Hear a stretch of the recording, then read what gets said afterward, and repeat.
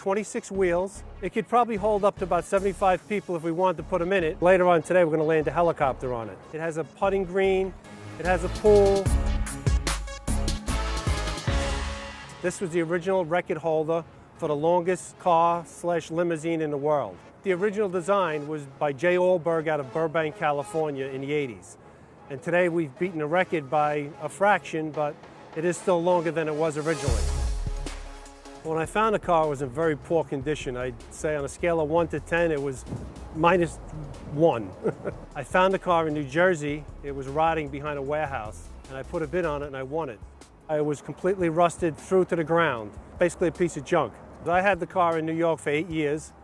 I had it shipped down here to Florida. Mike actually had it shipped down, Mike Deza. Mike's vision was to restore it.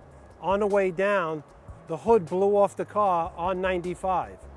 Never to be found again. I don't know where it is. So thankfully we had 3 donor cars. We took one of the hoods. We started the restoration project about 2.5 years ago. It was August. It was hot here in Florida. We set a game plan. So we took 3 donor cars, we cut them up, we replaced the whole cab of the car so we could drive it.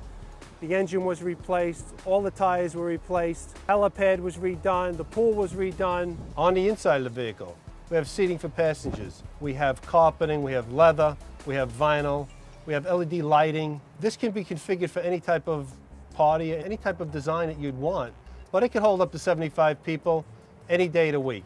What I found surprising with the car is when we started fixing it and we started taking it apart, it was 6 Eldorados that were put together, but the middle section had to be fabricated from scratch. And it kind of reminds you of the construction of a bridge.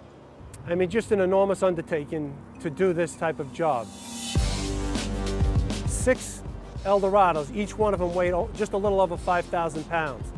So we used 6 of them, but we didn't use every part of them. So when you add the steel in, I would say 25,000 pounds would be a good guess. Maybe we'll weigh it one day and we'll really find out. There are pictures of this limousine with the helicopter, but there is no actual footage of that helicopter landing on it. And we're going to do it today here at Desertland.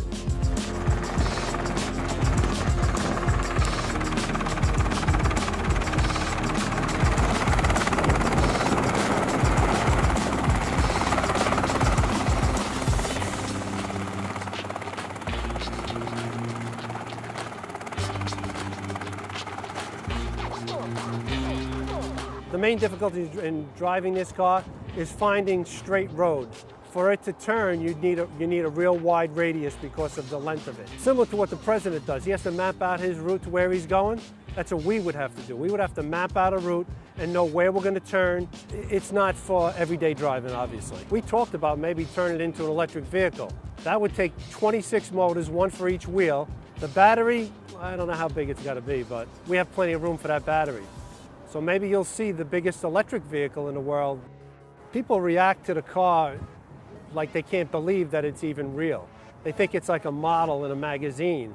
But when they see it, even in the condition before it was restored, it was an attraction.